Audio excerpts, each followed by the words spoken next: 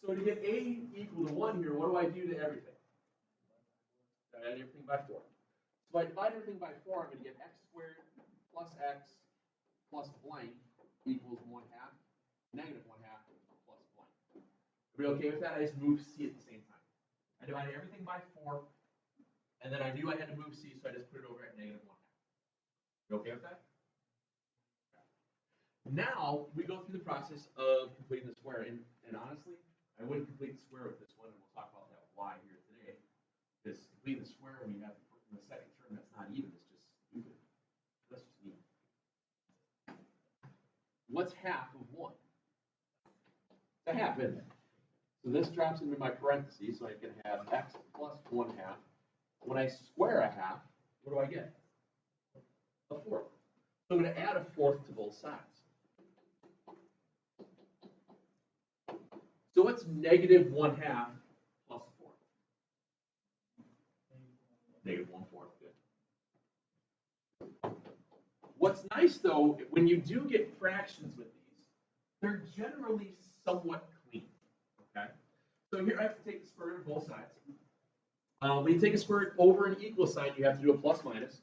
So we get x plus 1/2 equals plus or minus the square root of negative 1 divided by the square root of 4. What's the square root of negative 1? I. So this is going to be I 1/2 I, if you will. You okay with that? We have 1/4. Just be careful not to let that square root of 4 float up. Let them stay. It's going to stay down the denominator. So we're going to get x equals negative 1/2 plus or minus 1/2 I. How much is it like that? Okay. It just looks a little weird with the fraction on it, but that's the easiest way to go out. And to be honest with you, if we had to do that one, I would probably just left it as a decimal and just use quadratic formula plus buttons on my calculator. Because the fractions wouldn't have been so bad. You would have gotten the negative 1 as your discriminant. What else do I look at in 5 pi? Yes, sir. 59? Not a problem.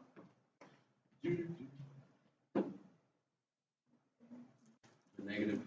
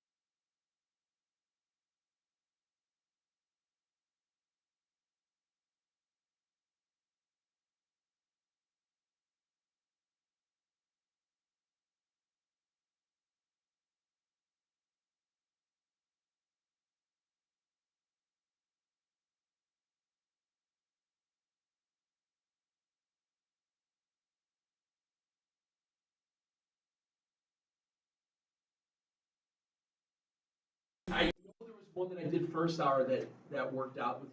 It might be the one that I do later, but I'll show you in a second. Again, when you get to one like this, you got variables on both sides of the equation. Just move everything to one side, set the side equal to 0. So I'll move everything to the left. Get 9x squared plus 12x minus 5. So negative 12 plus or minus the square root 144 minus 4 times 9 times negative 5 all over 2 times 9. So let's see, that's 29 be 180. So 144 and 180 is 324. So we get negative 12 plus or minus the square root of 324 over 18, and that's 18, isn't it? Okay. So my answer here then would be this. You get negative 12 plus or minus 18 over 18. Now, you can do a couple things. What you said by splitting it into two fractions, that's fine. That's perfectly fine. What she was saying, guys, is that since this 18 is the common denominator for both parts, you could rewrite this as negative 12 over 18 plus or minus 18 over 18. And that's where you got it, was it 6s, so that's 2/3. You get negative 2/3 plus or minus 1. That's fine. Or if I'm seeing this, I know I can divide everything here by 6. If I wrote just negative 2 plus or minus 3 over 3, I'm good with that too. Because all I'm doing is just taking out a GCF root. I'm just simplifying the fraction. You do not have to split apart the fractions. If you do, that's fine. I'm not going to ask that you do that. You can keep them as one problem, just like that, negative 2 plus or minus 3 all over 3. That way you don't make a dumb mistake when you simplify it out any further. Okay? Does that make sense? So what you did isn't wrong. We don't have to do that. That's fine. That's fine. I'm not going to say it's wrong. I'm not going to. I'll just cross it off and put the exact base on it. Yeah, like 6. The other thing I will say is, let's say you get an answer like that. Do you have to write them both down? No, you can leave it like that.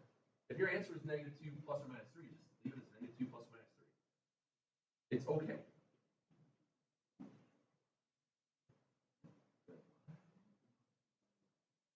What's that? Let's say your answer was this. Let's say you got done with the problem, your answer was that. You just leave it like that. You don't have to write 1 or negative 5. You know what I mean? You just do this.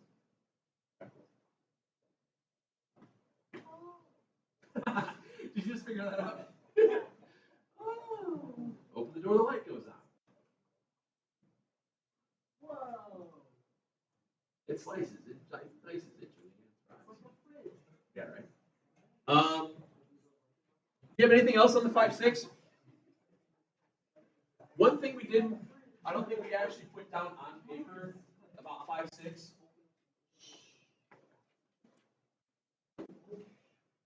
And actually, if you even open the door, the light goes on.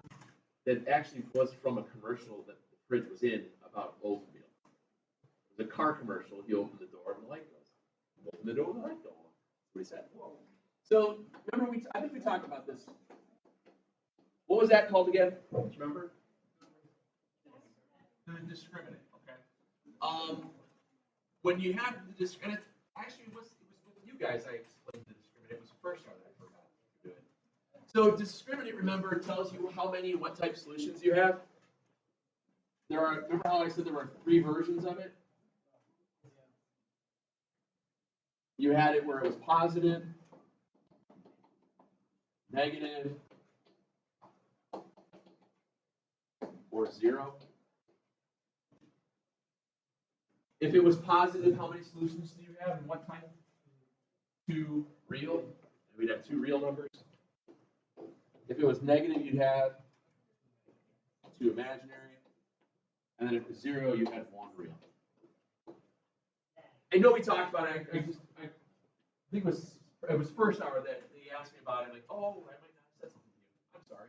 Forgive me. So why don't you guys give me Thursday, Friday stuff, pass that forward. What I wanted to talk about today, it's not going to take long, just want to make sure we got caught back up. And I want to talk about how do you know when to use what method, okay? Just by looking at it real quick. Yeah, if you don't mind. What do you want? Yes, sir. Guys, when to use what? And I was talking about this with first hour.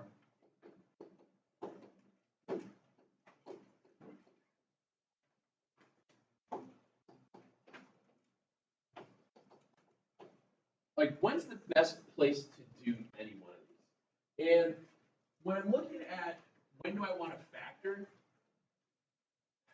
when it says solve the quadratic, solve the equation, find the zeros, anything like that, you're going to choose factoring really only if you can do it like that. You look at factoring if you have x squared minus x minus 12. If you can look at the problem and say what times what's negative 12 that adds negative 1 in your head within 5 seconds, then please factor. You can factor that real quick. You get negative 4 and positive 3. That gives you zeros then at 4 and negative 3. It's quicker to do it that way than it would have been to complete the square or type in all the buttons in the quadratic formula. It's understanding when's a good time to use it. Do you want to ever factor something that has a leading term coefficient that's not equal to 1? Not really. No. You're going to divide out by that coefficient and complete the square. But when's the only time when you're completing the square, what do you always want to look for? You want first term to be 1, but more importantly, what's your second term to be? Even. You want that second term to be even. Look for a b value that's even. Okay. You want to make sure that you want to make sure that your b value is even whenever you're completing the square. It's not to say that you can't do it with the fraction stuff. As you noticed, most of the fraction ones that we got were pretty easy to work with. But completing the square is the best when it's just an even b value. That's what I would do it. I love completing the square. I think it's one of the easiest things that we do. It's a very procedural, super fast way of going about it.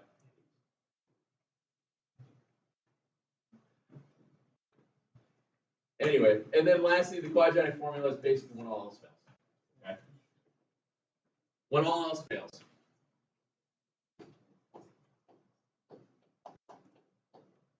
Oops.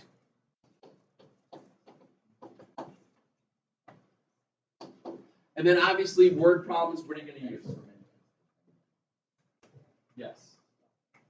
More often than not with the word problems, you're going to have weird formulas. Just use the calculator. Okay. Yes.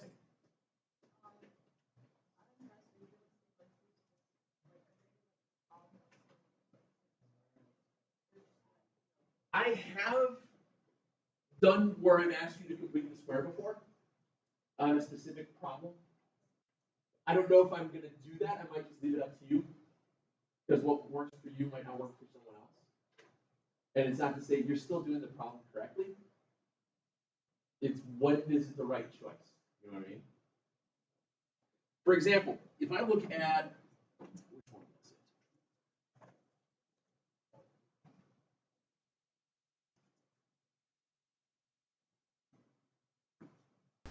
Clicked the wrong one. Sorry, guys. I just realized that.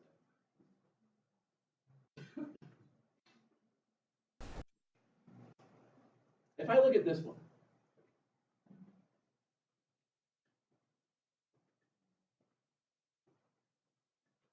2x squared plus 9x plus 7.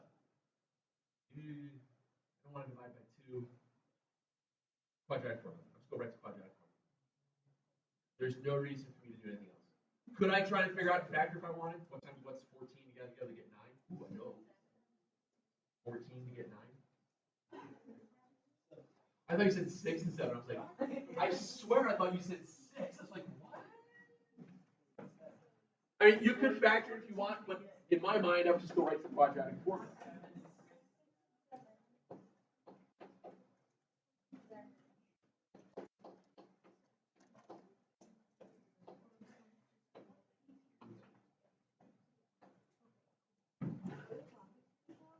I would do b squared minus 4ac. Okay. What is double 14? What do you get? 28. Double that, what do you get? 56. So 81 subtract 56 is how much?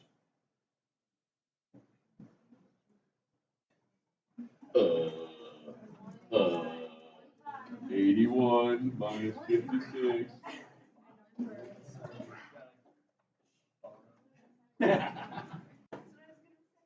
And the square root of 25 is?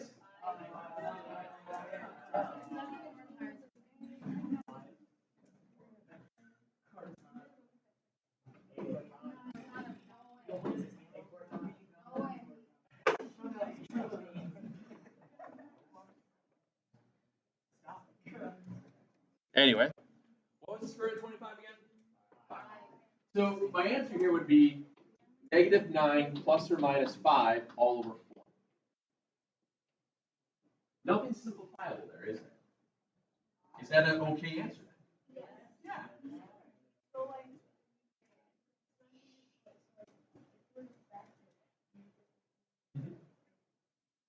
2 and 7. Yeah. If you did go ahead and factor that one, this would be a factor by grouping one, where you have the 2x squared plus 2x plus 7x plus 7 is 0. When you factor by grouping out of this, when you take out the 2x, you get x plus 1. Take out the 7, you get an x plus 1. That gives you zeros at negative 7 halves, negative 1. The factoring will force you into finding these specific zeros. If you use the quadratic formula, you get negative 9 plus or minus 5 all over 4. That's still an answer. Okay. That's still an answer. It was negative 9, right? So negative 9 plus or minus 5 all over 4. Well, negative 9 plus 5 is negative 4.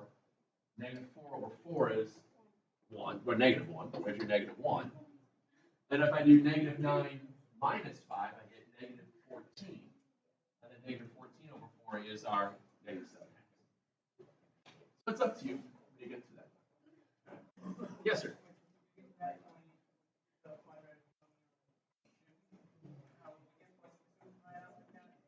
You go to here? Yeah. That's fine. I'm saying, but if I'm okay if you have an answer that looks like that, and none of these have a GCF, you can leave it. I'm okay with that. All right. If there's a GCF, then I want you to take it. And I think we had that one where it was 12, 18, and 18. Take out the 6. All right. Somebody has some. I don't know.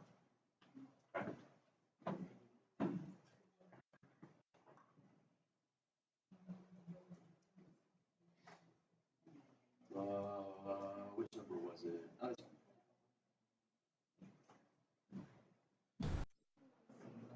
You're going to simplify this one out. If you're going to do that one, x squared over 4 minus 9x squared over 20 is 18.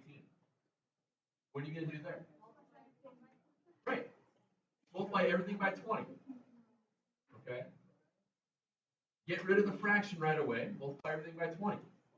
If you do that,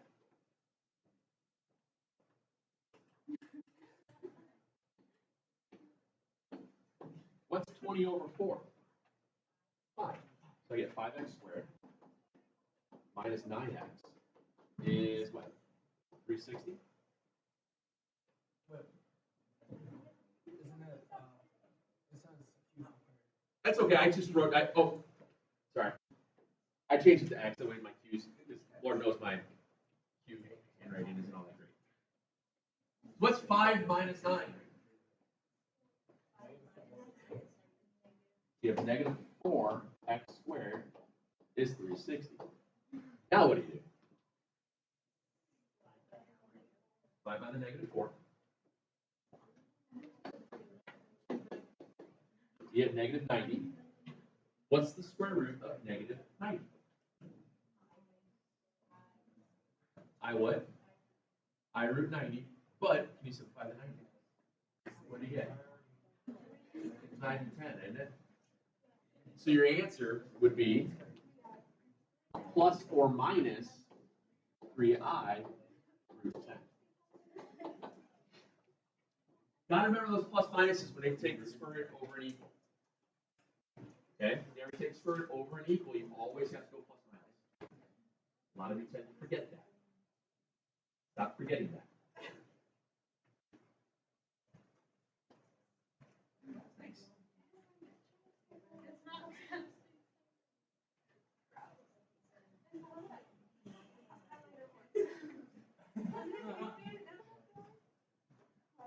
Post it, whatever. Okay.